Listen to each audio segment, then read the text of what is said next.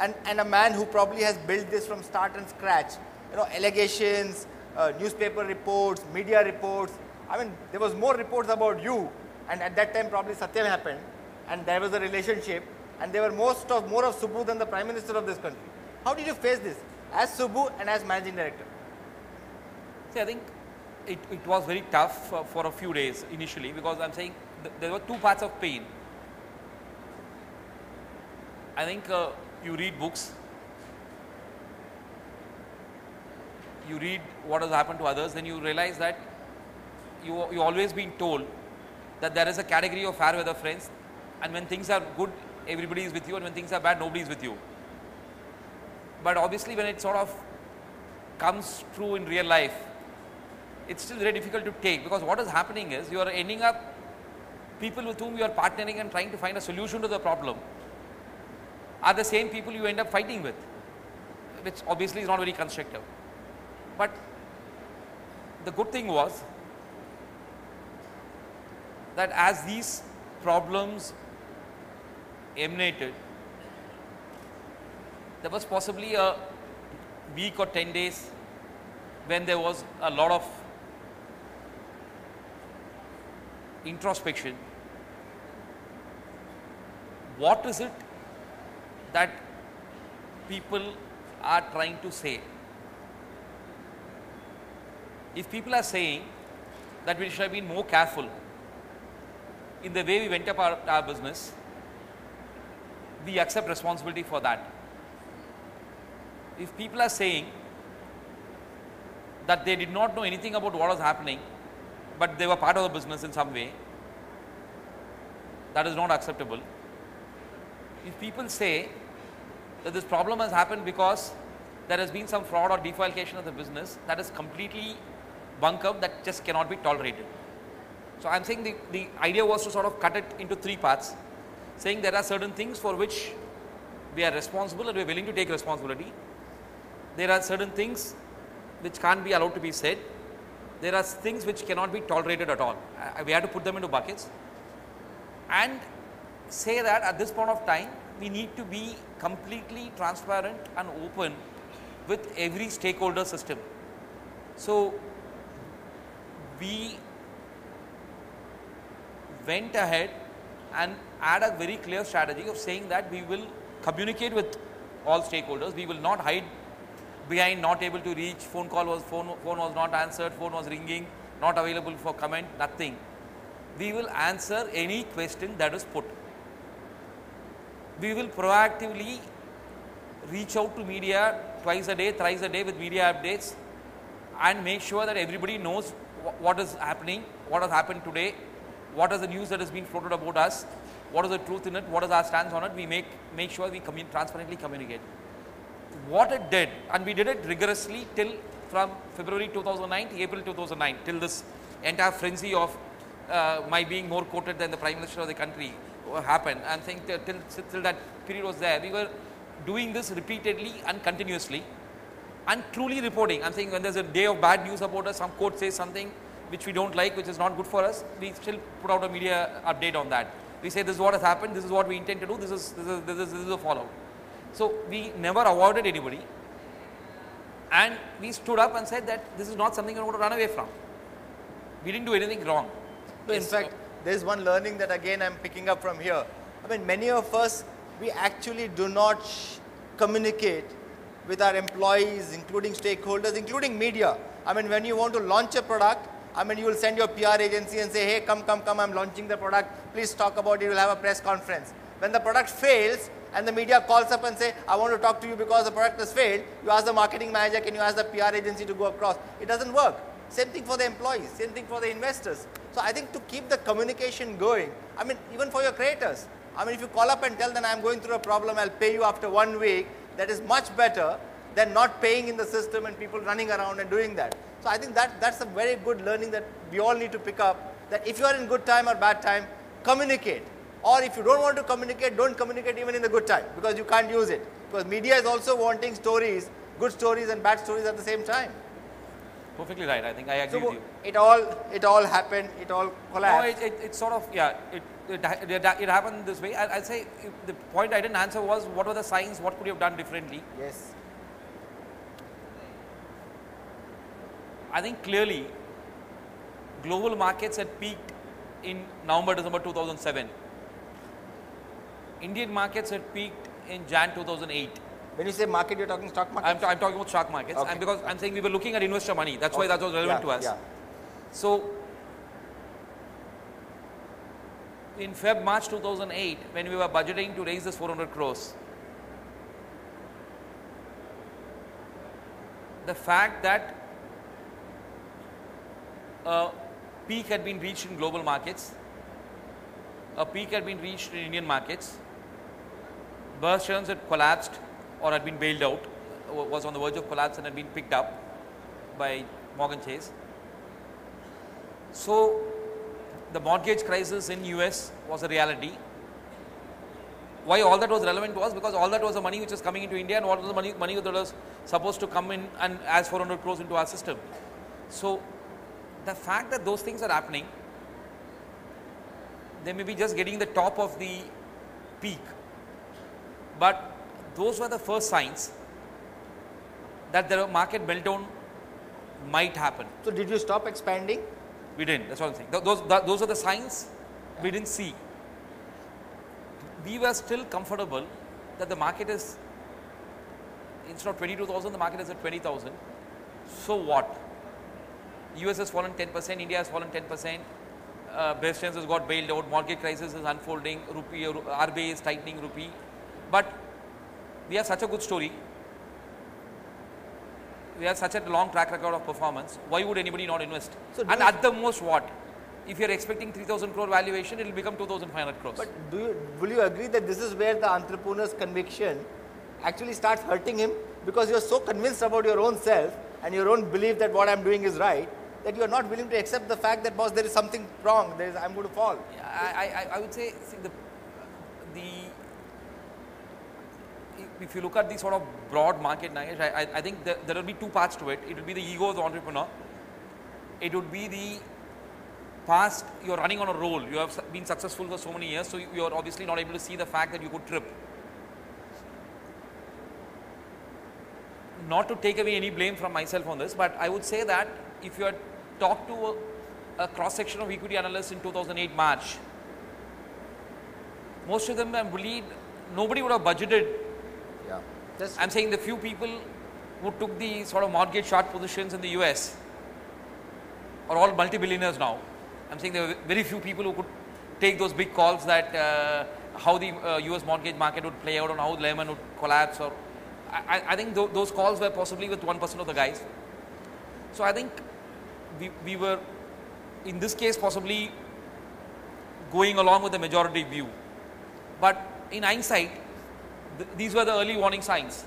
These, and especially when you are budgeting on future capital infusion, these early warning signs should have been magnified by a factor of 10 and looked at, rather than just looked at. Even we might have minimized it, but it should have been not only looked at as it was, but should have been looked at magnified by a factor of 10. So Subbu, coming to the last part, after having gone through all this, I mean, I think 1 on million also would not have thought of, I have gone through all these pains, problems, let me get out of this and do something else. I mean, you did fantastic work as a financial, you started products. I mean, before you got into retail, you had a very successful company.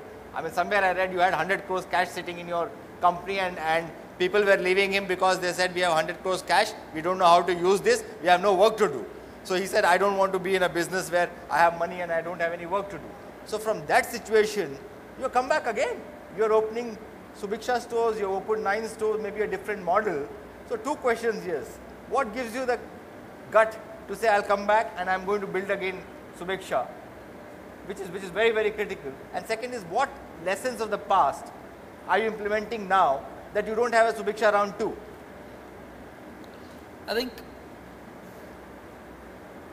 there are 2009 for all of us at Subiksha was a year of mourning. We had to fight our battles, but like in any mourning, we had to introspect and think of what was wrong, The broad call we came to was in three parts. Fundamentally, all of us had conviction in the small store format model.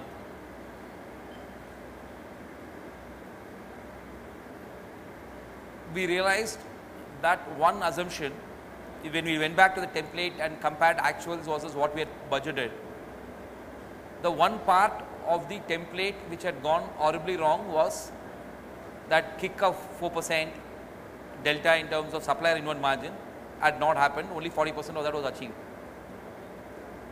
So we were very clear that when we make any budget for a new business model to be built back, we had to believe that it had to be working on existing margin levels rather than on future projected margin levels. I am talking about supplier inward gross margin level basis. The second was that broadly, the single biggest area where there was maximum disconnect between plan and performance was in supply chain performance and IT performance. There, that's where I talked about the complexity of managing one Subiksha of 1200, one Subiksha of 120 stores versus managing 13 Subikshas of 120 stores. The complexity of managing such a system in an MIS and IT sense, and the complexity of managing a supply chain meant for this was surely underestimated. That was lesson number 2. Of course, the fact that we sort of overstretched ourselves without having enough capital was neither here nor there. It's an obvious truism. So that was that. But we said, as the customer changed, we went back to the market. We did work to figure out, like we did in 96 or before opening the stores in 97. As it fundamentally changed in such a way that discount is no longer relevant to the customer. Is it true that the small format store is no longer relevant to the customer for buying groceries? Is it true that the customer doesn't want discount on pharma supplies? We could find, is it that the customer wants huge stores from which to buy medicines, not small format stores? What came out of that set of research, because we had all of 2009 during the period of morning to do all this, what came out of all of that was in 2-3 parts. One is the small format store continues to be relevant. In fact, that might remain the FDI beating solution to the market, because that's probably the most complex implementation for any, absolutely, even if 100% FDI is allowed, that absolutely may be the most complex implementation for any foreign guy to do. So that remains relevant. But there may be multiple small store formats which are viable, not only a discount small store format. There could be multiple small store formats which could be viable, because the market in 97 to 2009, India had moved a long way in terms of product availability and, more importantly, incomes and aspiration levels. So there could be multiple small store formats possible under different brands with different offerings to customers. And if operated well and managed well, does not require, when we started in 97, we were just plugging ourselves to the internet for our first email IDs at that time. Amazon was 3 years old. When we started business in 97, we had not heard of Amazon at that time. We heard of Amazon probably 99 when their IPO sort of happened. So the amount of cost savings that technology could provide were all factors which we had not sort of deeply ingrained into the business, which we could do now. So the conviction came from the fact that the market exists. This market can better fight potential low cost capital competition if that was to happen. We had experience in that format and we could do it well. At a small corner of the heart, a feeling that we need to do it to show that the first 1,600 stores building up was not a flash in the pan, and it was the failure which was the flash in the pan rather than the building up of the stores. I really like this statement. Yeah. So there was a need to sort of show up that we could do it and we could do it again and we could run it successfully and we learned from our mistakes. This was a piece. That's really wonderful, Subbu. I mean, if I really look at, I could go on and go on and go on because there's so much to capture. But maybe 5 or 6 or 7 things that in the last 1 hour we are captured. One is to see that your budgeting also ensures that you taken care of future capital. Second is ensure that you have money in the kitty before you take on. Third is to ensure that you build up capability before you build up capacity. And ideally, if you can build the business from bottom top, nothing like it. The fourth is that when you really need people or bankers or investors or even your suppliers the most, there's a very likely chance that they'll support you the least. And then to say that if you have conviction in the business, you have conviction, you follow the conviction. So what if you failed? Failing was one event. Okay, the conviction is not gone. And lastly, and to me that is a very important thing, for people who say that Subiksha did this, Subiksha did that, and ran away, I mean, no individual will have the guts to come into a forum like this and talk about it. And actually I asked Subbu at the back when we were talking, in a very different way, saying how does he get sleep? And he says, my conscience is very clear. I had not come to do thing which was wrong, and today also I don't believe that I'm doing anything wrong. What has happened for people to know. And therefore I want to share my journey with all the people who are here. I mean, this couldn't have happened unless Subbu was Subbu and Subbu is Subbu, the Subbu that I have known and the Subbu that is presented. Thank you very much, Subbu. Thanks everybody. Thank you very much. Thank you. Thank you very much.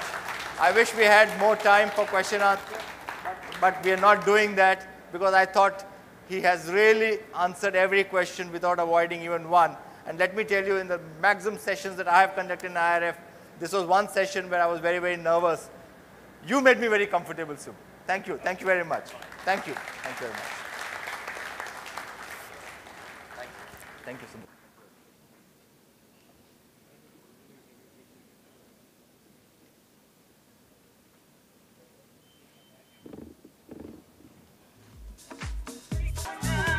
Release the much awaited India Retail Report 2013.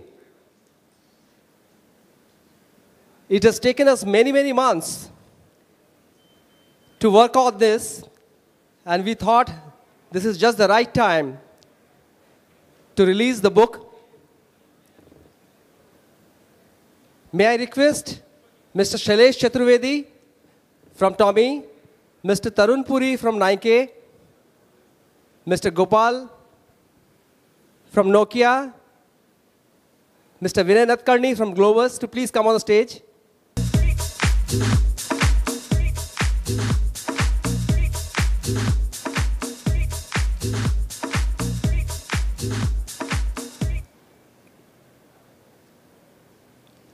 For this report, we have worked with over 50 global research organizations, Ministry of Commerce and Industry, DIPP, major trade bodies of India, including CII, FICCI, ASSOCHAM and PhD Chamber.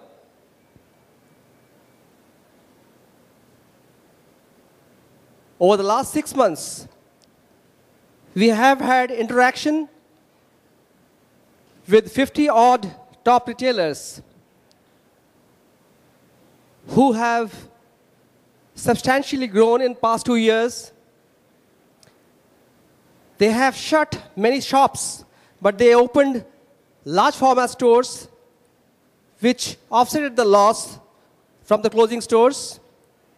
We interacted with over 2,500 consumer brands who opened stores all over the country. But more than that, the growth in modern retail in past 2 years, which is about 26.7% CAGR, this could happen because some 53,000 local retailers modernize their operations. This was a very pleasant surprise, And we got to know after talking to the major FMCG, personal care, beauty products, brands, pharma companies, and cash and carry retailers like Metro, Walmart, and a couple of others. All four of them put together are servicing about 9.5 lakh, about 1 million small retailers all over the country.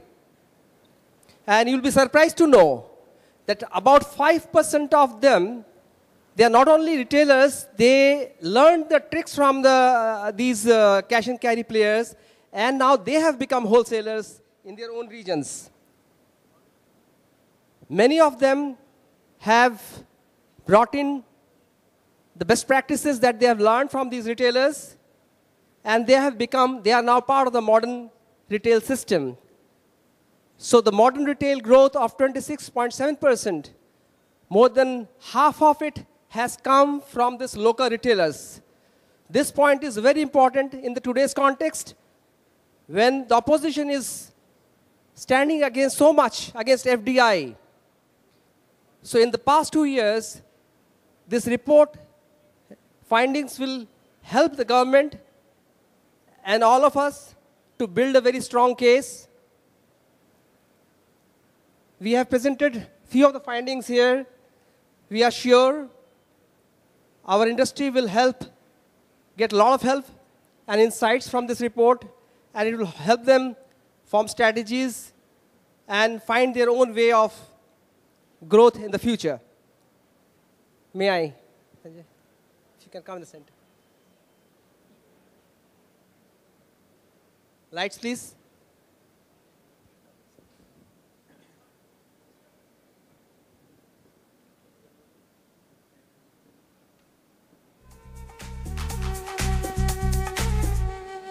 Music.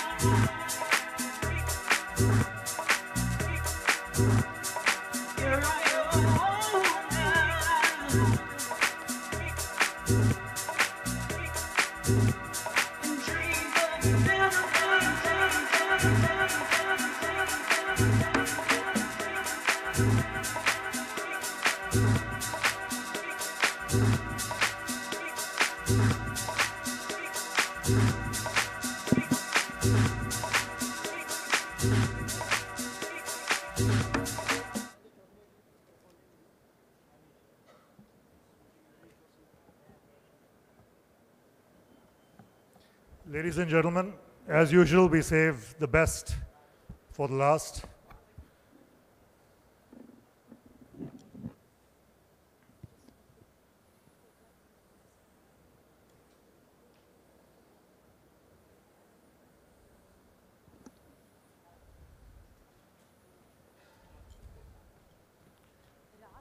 Okay, this is the highlight of the day, at the fag end of the day. It is the Indian Retail Hall of Fame. This was conceived last year, and we thought it was important as a sector to recognize the people who have been exceptional performers, and we had a certain criteria in mind, but it was frankly started last year, and it was conceived and thought of just a little while before IRF. And it was by an informal poll of all the leading people in the industry that it was decided to honor Mr. Raghu Pillai as the first inductee into the Indian Retail Hall of Fame. I'm sure most people here knew Raghu well and understand the reasons why he was the first inductee into this very august body. His career briefly spanned stints with the Spencer Group, Reliance, and Future Group. And I think apart from all his tremendous accomplishments in the retail sector, I think as a person he was admired and appreciated across the category. And that was the main reason why he was honored posthumously last year. And his wife was kind enough to come and accept the honor in the name of Raghu Pillai.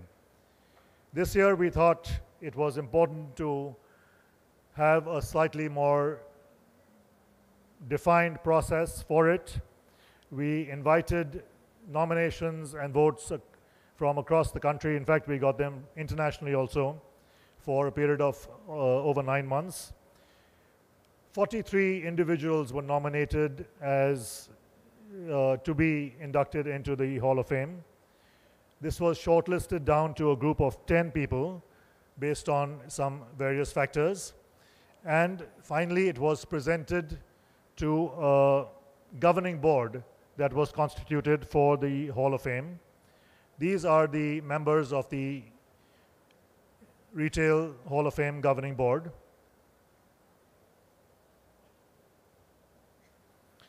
Not necessarily people who know the retail business intimately, but people who we could be sure were going to be impartial, unbiased, and their opinions and views would be respected in terms of who they thought, based on the information provided by us, should be inducted into this very important and significant board honor. I'm going to share with you the voting pattern as it was by these board members. They were all asked to vote for up to 3 people to be inducted in this year, which is the first year when they would be nominated and voted. And I think, as you can see here, there were 2 names that were so clearly above all the others, and all the nominees were obviously very distinguished. When we take a short list of only 10, obviously these were very distinguished and big names in the industry. But even here, among the short list of 10, to have people who were so overwhelmingly favored by the board is incredibly unusual and honestly unexpected. Just to summarize, every single one of the board members voted the same 2 people as their top 2. Somebody voted 1, somebody voted 2, but the same 2 people were voted as the top 2 by every single one of the board members. And I'm sure that for everyone here, it's no surprise to know who these 2 people were. Mr. B.S. Nagesh and Mr. Kishore Biani. And I'm sure there's no possibility at all that anyone would have any questions whatsoever about why these 2 people were nominated. I'm sure it's a bit redundant to go over some of the reasons, but nonetheless, if I try to list all the accomplishments and all the reasons why their names are up there, it would take me a while. I'm going to very briefly run over, in no particular order, starting first with Mr. Kishore Biani. He's the founder and CEO of Future Group. He's been in this business a long time, started with literally door-to-door selling, did stints in manufacturing, opened in a small way with his first retail shop, and then kept thinking bigger and bigger.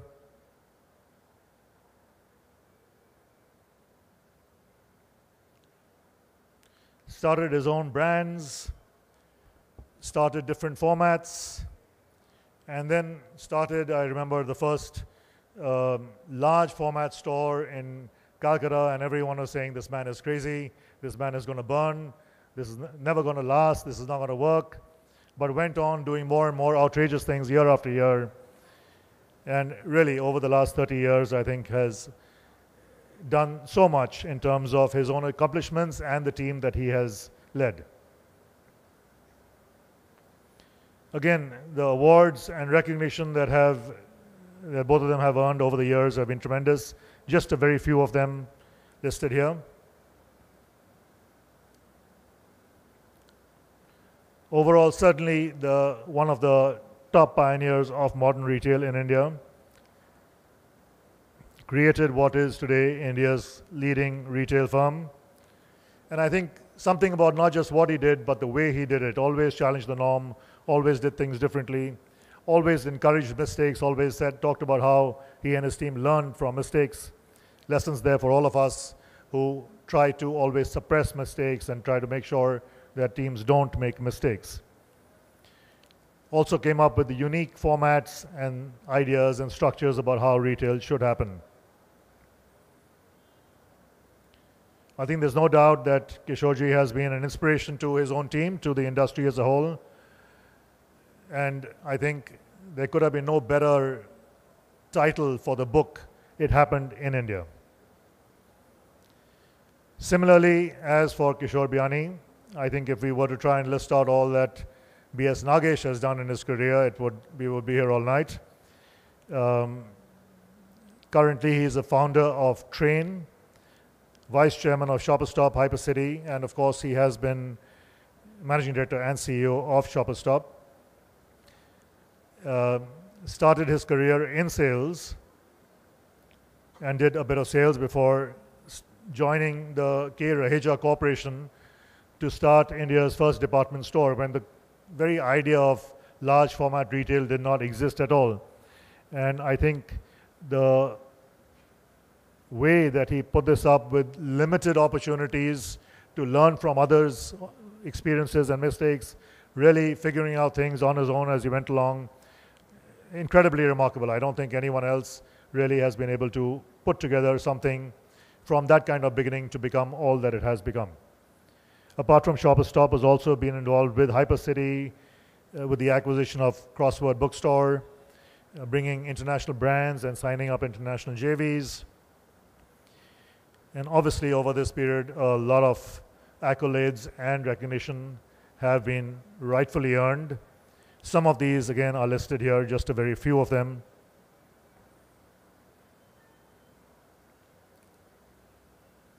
This would be at least 5 pages normally, but we're just going to skip over that. I think Nagesh has always been not just part of Shopper Stop or not just part of Train, but part of the retail industry in every way. He's been an ambassador and a champion for Indian retail and Indian business for that matter, and continues to be so. And inspired hundreds of people. I've drawn inspiration frequently from Nagesh and really enjoyed every opportunity to interact with him, as I'm sure everybody else in the retail business has. He told me some time back when he was starting this new venture that he's had 25 years of learning, 25 years of earning, and now he's going to have many, many years of returning. So, Nagesh, I don't know if you've earned anywhere near as much as you are already returning and that you've gone returning, but really it's so fabulous that we've had, as the retail sector, we've had the opportunity for these two giants of the industry to be among us and to inspire us. I'm going to now invite just a few people to come and share just a few words about each of our inductees for this year. And to start with, can I ask Mr. Pankaj Kapoor, is he here? Pankaj Kapoor, I learned, is the first employee or the first person hired by Kishore Biani. So I'm going to request you to come and literally say a couple of words here.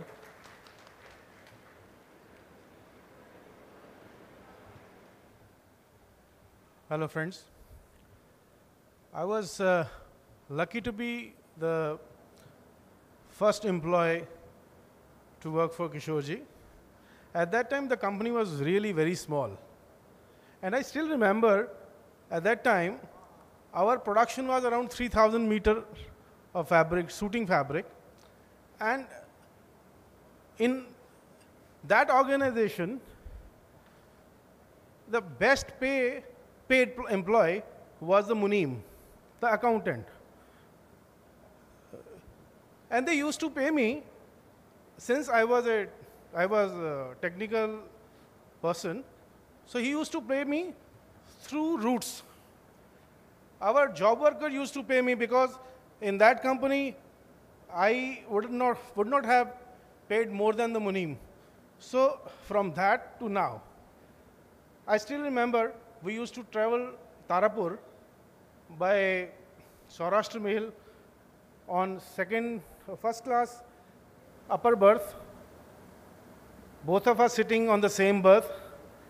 And now, about a fortnight back, we traveled again in his Diana, and I find him same. That journey from that Saurashtra Mail to this luxury car, everything was same. Still, he रास्ते में उन्होंने रोक करके बोला कि he wants to have a cutting chai. We stopped and had a cutting chai, and there the way he went to Big Bazaar and met his Karta, the shop manager, it was, I could not find any difference of Kishorji of 86 and Kishorji of 2012. Thank you. Okay, I'm going to request Anuj Puri to come here and, again, just a couple of sentences maybe about his long experience and interaction with Kishore Biyani. I mean, he could talk about his experience with both of them, but we'll just ask him to talk about Kishore Biyani for the timing. Well, it's actually an honor to be here, and delight that both Kishorji and Nagesh, the two leaders that the industry looks up to, have been honored with the Hall of Fame. So, genuinely very delighted, and both are very close friends. That I've developed relationships over the last 10, 12 years. So, great. And I think, as you rightly said, is that you don't need to put together a criteria. It could run throughout the night, and we would be missing DLF's party next door. Very quickly, I do want to say for both of them, because as I said, both are very close to me. Both are very modest leaders. So, they would, I'm surprised that Nagesh is even listening to all that. I know internally what would be going in his mind. He would want to escape from here and not see the slides that were put up there. Both very visionary in the way that they approached the business. Clearly from modern retail, where they've been able to put it together, is just outstanding. Both very relationship oriented. I've seen that throughout, whether it may be detrimental to their own business, but if it was relationship, it was there. Both highly trustworthy in their approach, and two differences in both of them. One, Kishorji speaks in monosyllable, so you have to really understand what it means. So these will be sort of single word that he would say, and then you have to really understand. And Nagesh, very much articulate the way that he puts it up through. And the second difference I would say is Kishorji is very much gut feel, and Nagesh is a lot more process and institutionalized, and both then would arrive at the same result. But it is just outstanding, and really an honor to come up on this stage and speak about both these leaders. Thank you very much. Thank you, Anuj. And please stay here, because I'm going to ask now Abhay Kumbar to please come up and say literally again 2 sentences. And Pankajji, please join us, stay on stage.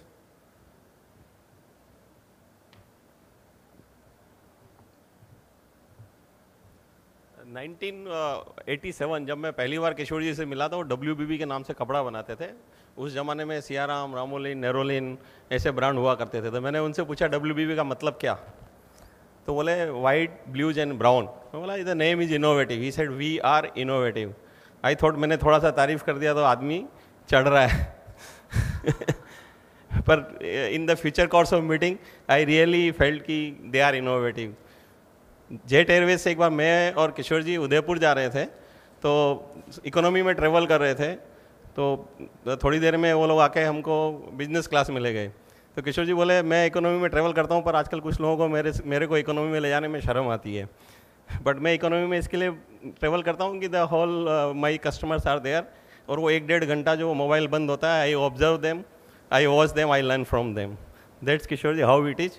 Bashir Badr ने एक शेर बोला है, मुझे उनके लिए हमेशा वो याद आता है, हम भी दरिया हैं, हमें अपना हुनर मालूम है, जिस तरफ भी चल पड़ेंगे रास्ता हो जाएगा. And that's what he did. That's Kishore ji. Thank you. We have somebody here who's been with Shopper Stop since the very early days, and I'd like to request the Managing Director of Priority Group, Mr. Sailesh Sangani, to please come up here.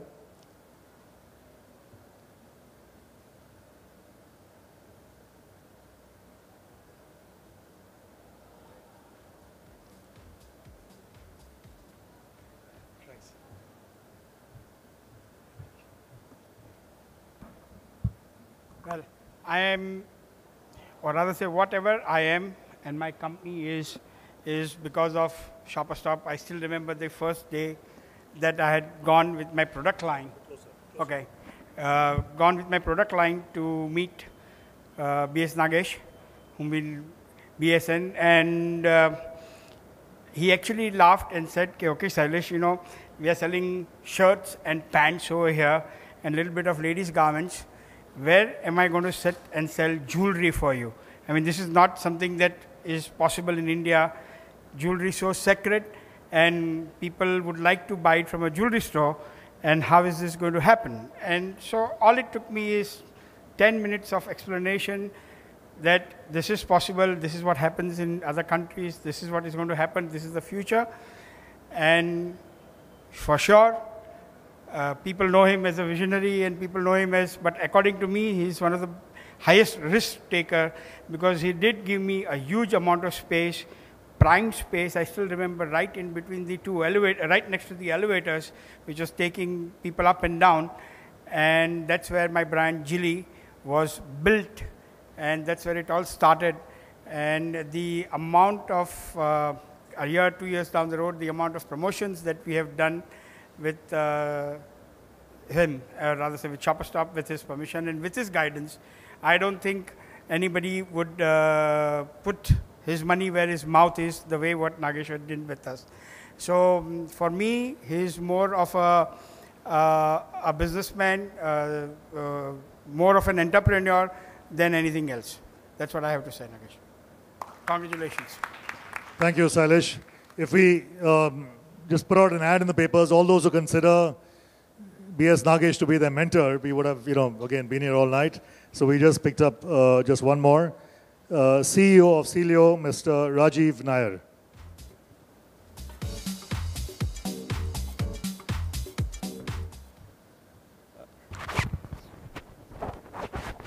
Good evening, everybody. It's indeed an honor and privilege for me to talk. It's indeed an honor and privilege for me to talk about my chief mentor, that's Mr. Nagesh. So while we have spoken about a lot of his professional achievements, I would definitely like to talk about my experiences as an employee and as a team member working under him for almost 18 years. In fact, I would like to summarize this whole thing with a small little anecdote that actually happened with me way back in the year 1994. We were actually talking about it a few days ago. We were standing outside the security cabin of Shopper Stop Andheri in 1994, and I had joined the company maybe about a year ago as a graduate management training. And he spent about 15 minutes with me talking about what the potential that I hold for the company and what I could do with a lot of improvements and hard work over a period of time. And he almost showed me a vision, saying the fact that I could raise myself up to the top of the organization if I were to do these kind of, go in a particular way. So what really happened was most of the managers or most of the leaders in an organization talk a lot of great things to the employee, but very few people really follow that through. And actually, this was the only basic difference between Mr. Nagesh and the rest of the people that I have really known as leaders. He spent almost an hour every year after that over my 18 years of career.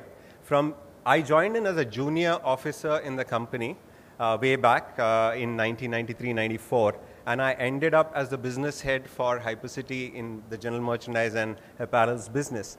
And I can give at least 6 instances where I had to make significant career decisions, where he actually on his own spend more than an hour with me trying to explain what are the pros and cons, what are the opportunities that I have in these decisions, and how I should go forward. I would say I can see at least 4 or 5 of my ex-colleagues at Shopper Stop at very senior levels in all around this audience. And I think all of us believe that the inspiration for this great growth that each one of us has got is Mr. B.S. Nagesh. And so Shopper Stop has this mission statement which says nothing but the best. And I think the true embodiment of this is nobody else but Mr. Nagesh. Thank you very much. Thanks. Thank you. Please stay with us. And one more wonderful person who's worked with Nagesh, I'd like to call on the Director of Train, Sheetal Choksi.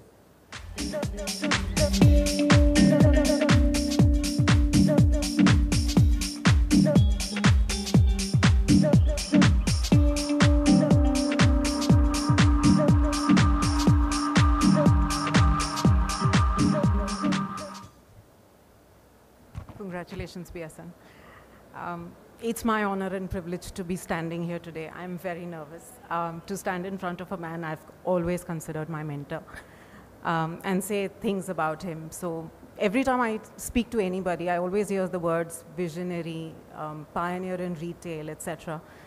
But I think a leader, some of the things that I've learned from him, and the list is endless, but I'm going to pick 3 things that I've really learned from him. One is his ability to speak to just about everybody. I've seen him very easily sit and eat out of the lunchbox of front-end associates as easily as he will speak numbers with a CEO of a multinational company. And his ability to, straddle both these people is amazing. So that's one thing that I've learned from him. The other thing I found is his relentless attitude and his never say die. He never accepts a no. I think he throws a challenge and then he says, why do you say no? I remember an instance when he told the whole management of Shopper saying, you cannot start or say no. You can say yes, maybe, yes, but you cannot say no. And I think that's something that he lives by. He's never said no to a lot of things. And the last thing that I've learned from him, and I think I adopt in life, is his one statement which says, "Poochne mein kya jata hai?" And he's always done this, where he says, it doesn't matter. Ask, so what? Somebody will say no. And thank you, BSN, for teaching me all of these wonderful things. Thank you very much. Sorry, I have to say that as a woman, if I'm standing here, it's again because a man, he's one of the few men who encourages women in whichever business he is in. So, as I said before, Kishore Biyani is of Future Group, B.S. Nagesh is of Train and Shopper Stop, but they're off the industry, and I think we at Images have always taken advantage of this, called upon them time and time again. They've never let us down. So I'd like to request, on behalf of IRF and Images, our Chairman and Managing Director, Mr. Amitabh Taneja, to come and hand over a little token on the occasion of the induction of these 2 stalwarts to the Indian Retail Hall of Fame.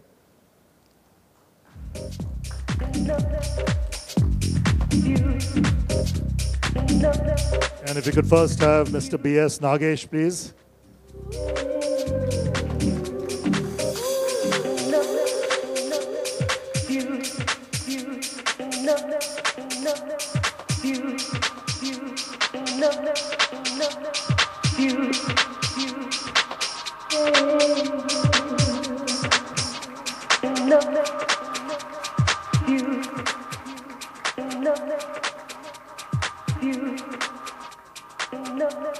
And while Nagesh is here, I'm going to take the opportunity to invite the person who's probably really responsible. Can we have Shailaja, please, to join us up on stage?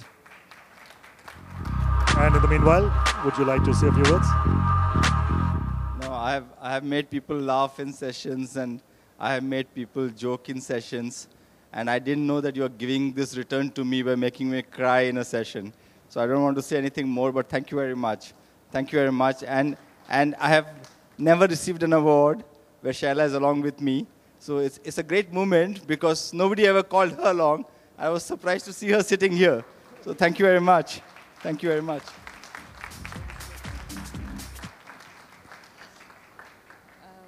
Good evening, everyone.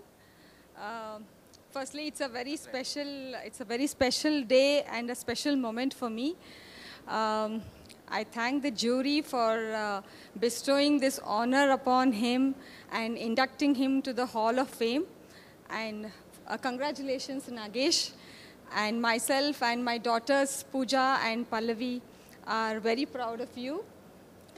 I thank the industry for having given this unstinted support to him all through these years. Thank you very much.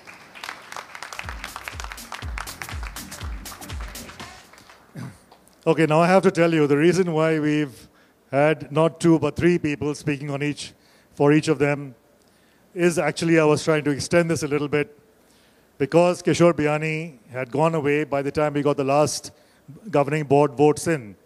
And we called him and he was in South Bombay and he's on his way here but has still not been able to make it.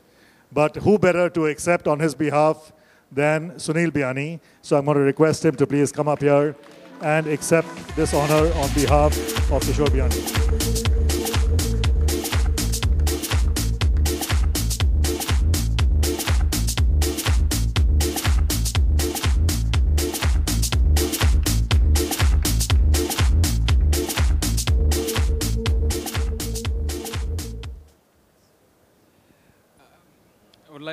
On behalf of Kishore, I accept this award, and I'm sure he would be as thankful to the jury as well as to Images for bestowing this award on him. Thank you very much.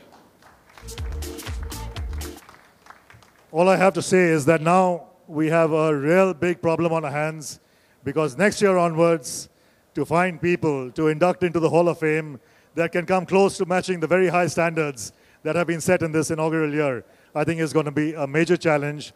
But I think that's the way it should be. I think we should start at the top and leave an opportunity for everyone to know what to strive for. And they've really set the standard in terms of excellence for the retail industry. Ladies and gentlemen, please, a huge round of applause for both our honorees tonight. Please do join us now for a big celebration along with DLF at the launch of the Mall of India in the ballroom where we were all afternoon.